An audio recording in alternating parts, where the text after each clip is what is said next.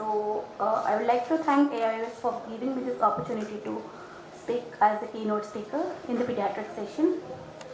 I am presenting the paper which I had presented last year and got the best paper award.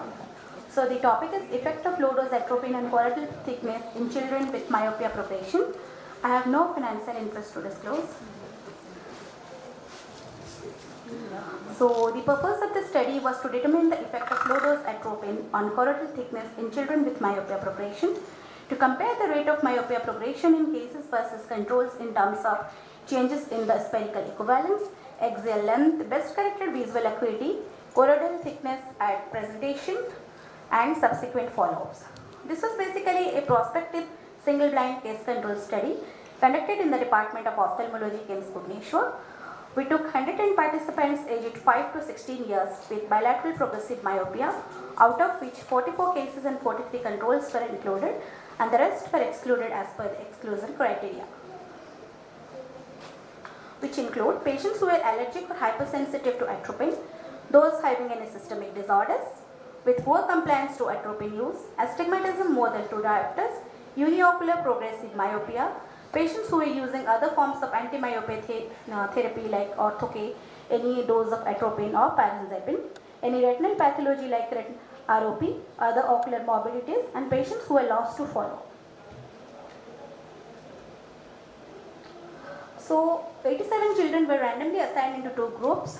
The 88 eyes of 44 children in group A received once daily dosing of 0.01% atropine at bedtime, while 86 eyes of 43 children in group B received once daily dosing of a placebo, mostly a topical lubricant at bedtime. The best corrected visual acuity, spherical equivalence, axial length and choroidal thickness, both subfoveal as well as at 1500 and 3000 microns in the superior, inferior, nasal and temporal quadrants were documented at baseline visit, 1, 3 and 6 months of follow-up.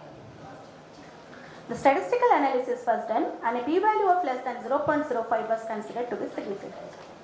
Now coming to the results. There was a female preponderance in the cases, whereas a male preponderance in the controls.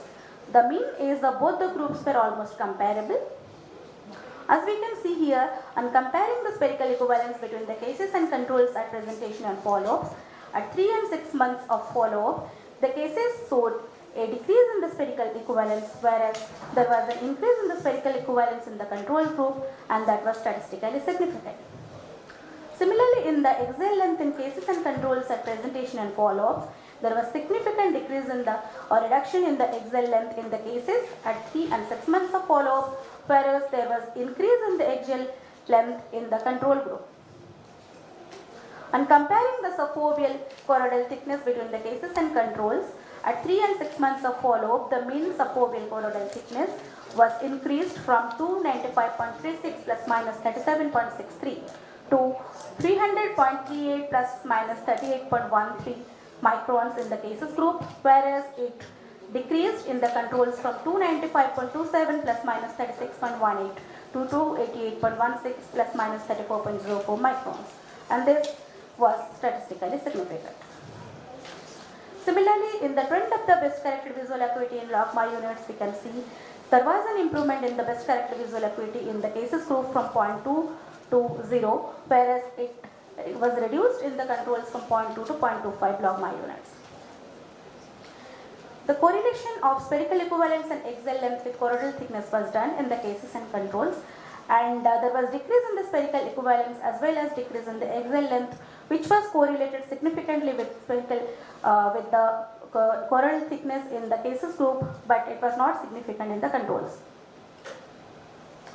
So coming to the discussion, the outcomes of the study where there was a significant decrease in the spherical equivalence and axial length at 3 and 6 months of follow-up.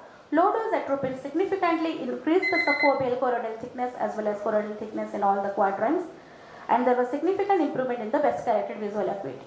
These were some of the studies where they have concluded that low dose atropine caused a slight thickening of the choroid in young healthy myopic adults.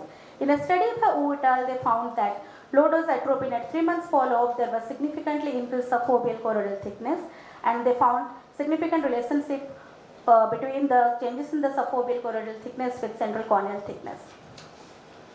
So the limitations are, it was a small sample size with lesser duration of follow-up. Other risk factors for myopia progression were not taken into account, and CCT, ocular blood flow and pupil size as well as accommodation amplitude were not measured. So to conclude, low-dose atropine is effective in retarding myopia progression by increasing the choroidal thickness, decreasing the axial elongation and spherical equivalence, as well as improving the best corrected visual acuity with no significant adverse effect. And there is a need for the further studies in this regard. These are my references. Thank you.